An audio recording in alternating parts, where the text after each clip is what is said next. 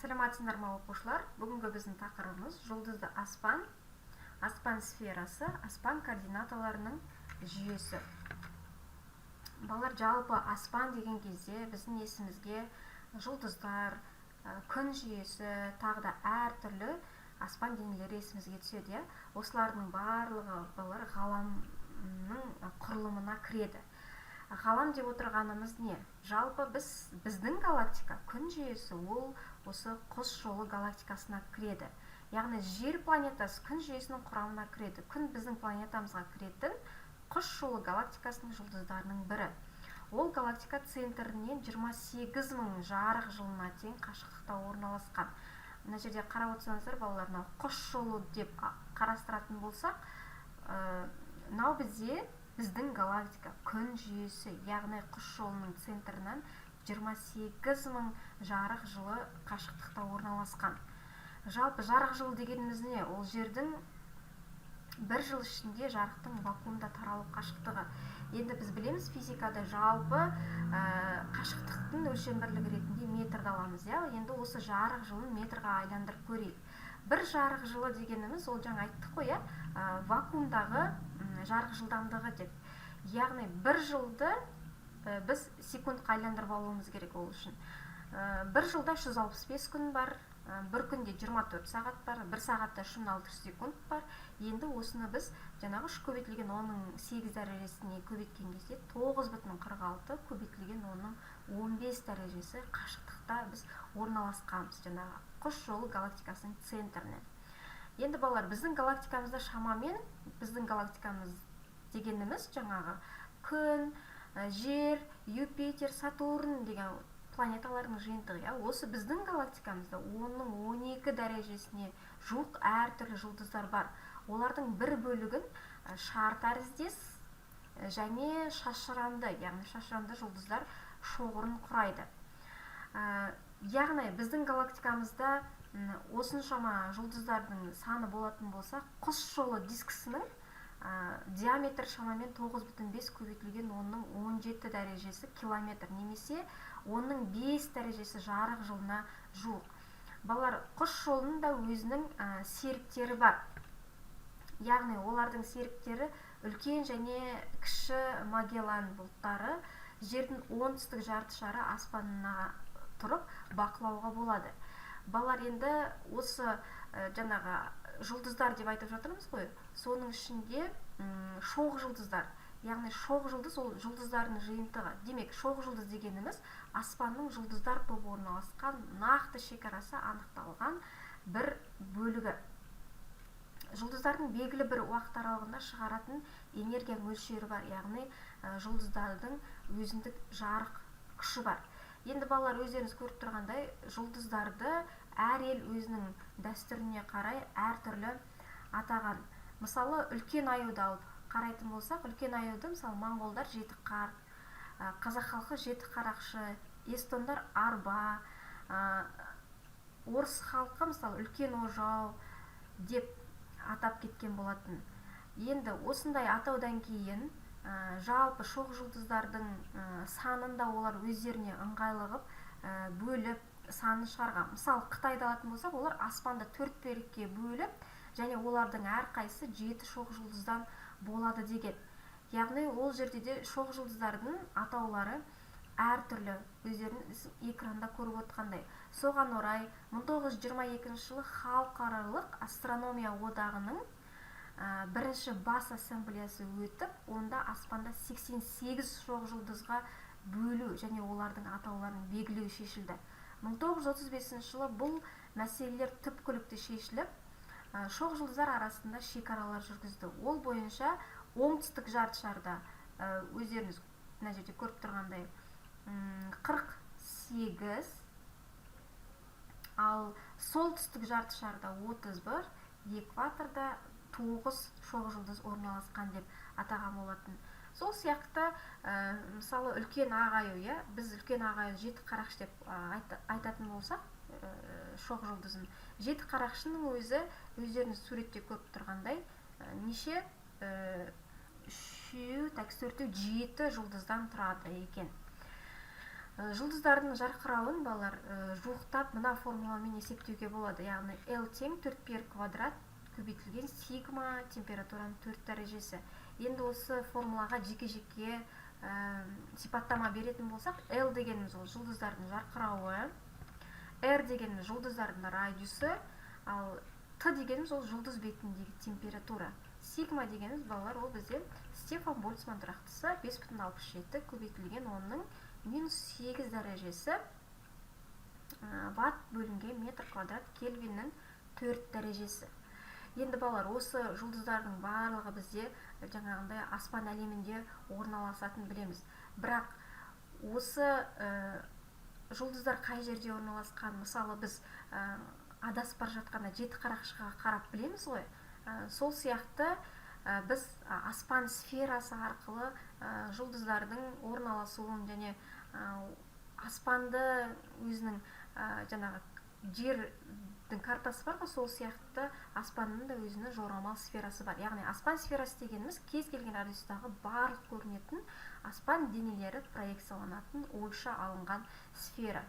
Енді аспан сферасының элементтеріне тоқталатын болсақ, бізде еңістік, тік шарықтау, дүние осі, оңтүстік-солтүстік полюс, экватор жазықтығы, аспан экваторы, еңістік дөңгелегі, аспан параллельдері, зенит, надир, математикалық көкжиек сызығы, талстық сызық, азимут, биіктік, эклиптика. Яғни осылардың барлығы аспан сферасы. Енді біз осы аспан сферасының өзіне тоқталсақ, ол жалпы негізгі қандай элементтерден тұрады осы сурет бойынша. Мына жерде қарап отырсаңыздар, P штрих тұр, иә? P штрих дегеніміз ол дүние осі деп аталатын айналу осі, міне. Айналу осі көрсетілген аспан сферасы берілген. Солтүстік жартышарда орналасқан бақылаушы үшін сфераның дүние осімен қиылысу нүктесі, яғни мына жер, қиылысу нүктесін біз солтүстік полюс дейміз. Ал оңтүстік жартышарда орналасқан бақылаушы үшін аспан сферасының дүние осімен қиылысу нүктесі ол бізде оңтүстік полюс деп аталады. Яғни біз бұл жерде тағы да нені көріп тұрмыз? Аспан экваторын көріп тұрмыз, және еңістік дөңгелегін көріп тұрмыз. Сонымен қатар көктемгі және түннің теңелу нүктесін көріп тұрмыз. Енді аспан экватор дегеніміз балалар, экватор жазықтығының міне Q, сосын гамма, Q штрих аспан сферасымен қиылысу сызығын, біз не деп айтады екеніміз? Аспан экватор деп айтамыз, міне. Яғни мынау бізде жаңа дүние осі болды ғой. Осымен мынау қиылысқан кездегі сызық бізде осы жер болып табылады. Осы бізде аспан экватор деп аталады. Енді жаңағы полюстер бақыланады дедік қой, мына жерде бақылаушы болса, мына жерде бақылаушы болса деп айттық, иә. Полюстер және бақыланатын шырақ М нүкте арқылы өтетін сфераның үлкен дөңгелегі, міне. Сфераның үлкен дөңгелегі ол еңістік дөңгелегі деп аталады, балалар. Еңістік дөңгелегі деп аталады. Енді келесі біз тоқталайық, келесі суретке. Бұл жерде М жұлдызы көрсетілген экваторлық координаталар жүйесі берілген. Яғни біз тік шарықтау уақыттың өлшемі бірлігімен өлшенеді. Аспан сферасының тәуліктік айналуы өздеріңіз көріп тұргендей 0-ден бастап 24 аралығында өзгереді. Мысалы, бақылаушы 10 нүктесі деп есептеп, аспан сферасын жазықтыққа проекцияласақ, осылай. Онда М жұлдызы бейнеленген солтүстік жартышар картасын аламыз. Яғни бұл жерде экватор сызығы көрсетілген, және еңістік дөңгелегі көрсетілген, сонымен қатар өздерін көріп тұргендей, міне аспан параллельдері берілген. Келесі суретке түсініктеме беретін болсақ, бұл сурет бізде жұлдыздарды бақылау үшін қажетті горизонталь координаталар жүйесі. Яғни тік сызық және оған перпендикуляр орналасқан жазықтық болып табылады. Мынау бізде тік сызығымыз, тік сызығымыз. осыған перпендикуляр орналасқан мынау бізде не деп аталады? Жазықтық деп аталады. Яғни тік сызықтың аспан сферасының жоғарғы нүктесі мен аспан сферасының жоғарғы нүктесі мен қиылысу нүктесін біз Z әріпімен белгілеп, оны зенит деп айтамыз. Ал төменгі нүктесі мен қиылысу нүктесін біз надир деп атаймыз. Жазықтық аспан сферасын екі жартыға бөледі. Мына жазықтық аспан сферасын андай екі жартыға бөліп тұр. Жазықтықтың аспан сферасы мен қиылысу сызығын біз не деп айтамыз? Математикалық көкжиек сызығы деп айтамыз. Енді тағы да қарап отырсаңыздар, N деп отырғанымыз біз ол бізде не?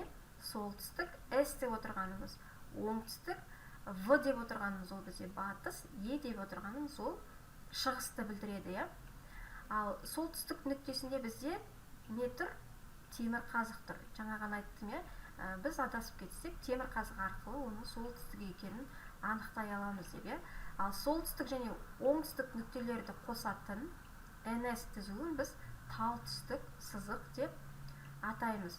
Түскі уақытта денелердің көлеңкесі осы сызықтың бойында жатады, балалар. Дүние осьтері, зенит және надир нүктелері арқылы бас аспан меридиандары өтеді. Бас аспан меридиандары өтеді. Келесі суретке тоқталайық, балалар. Келесі суретіміз бізде қондырма дөңгелегі арқылы жұлдыздардың биіктігі мен азимутын анықтау. Яғни қондырма дөңгелекті біз жылжымалы картаға қою арқылы тәуліктік уақытын бақылау күні және аймен сәйкестендіру үшін бұл бізге керек. Мысалы, көкжиек сызығының ішіндегі жұлдыздардың барлығы сол уақыт мезетінде аспаннан бақылауға болады. Яғни жұлдыздардың горизонталь координаталарын бұдан да дәл анықтау үшін түссіз үлдірмен жабылған қондырма дөңгелекке Z нүктесі, яғни осы Z нүктесі NS негізгі аспан меридианына және EZ меридианына түсіріледі.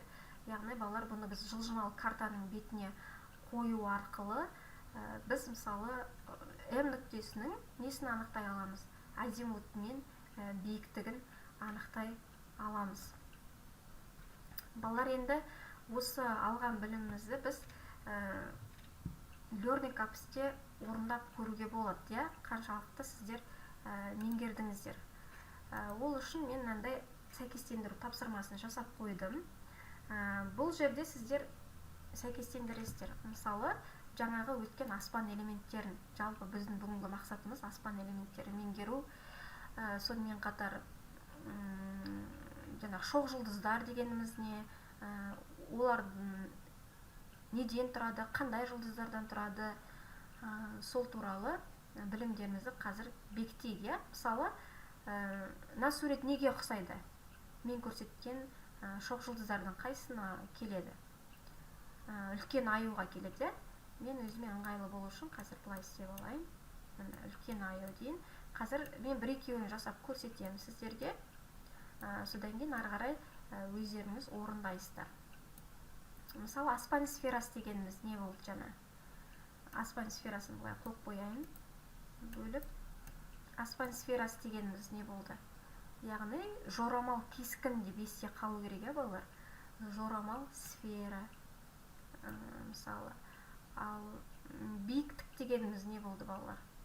Биіктік дегеніміз көкжиек сызығынан деп есімізге сақтауымыз керек. Ертең бұлар бізде БЖВ-да келеді. Міне, осылай тапсырманы не істеп шығасыздар? Бірден орындап шығасыздар. Қазір мен біразын көрсетіп жіберейін. Надир дегеніміз тік сызық аспан сферасының төменгі нүктесімен қиылысуы надир. Қазір тексереміз, балалар. Тік сызық. Енді азимутты қойып қояйын өзіме ыңғайлы болу үшін. Азимут дегеніміз аспан денесінің тәуліктік қозғалыс. Жаңа айтып өткен болатынбыз. Енді бізде келесі тік шарықтау дейді. Тік шарықтау дегеніміз не? Тік шарықтау дегеніміз не, балалар? Кішкене ойланыңыздар. Тік шарықтау дегеніміз не екен? шарықтау дегеніміз не? Енді мысалы тексерейік, иә?